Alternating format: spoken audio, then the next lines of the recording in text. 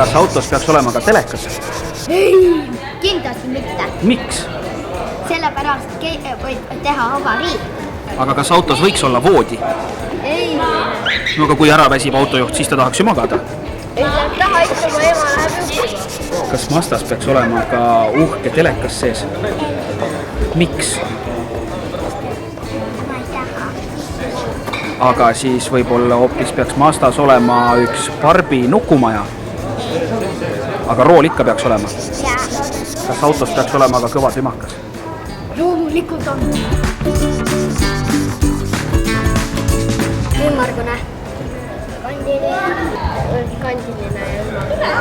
Aga mis sa arvad, millega oleks mugavam roolida? Kas ümmarguse rooli või kandilise rooli?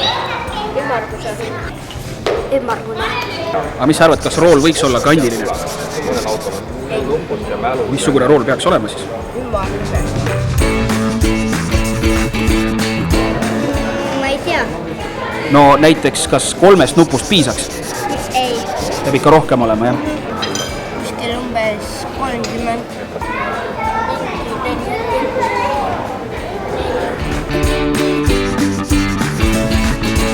Aga mida sina teeksid oma autoga? Kus sa käisid?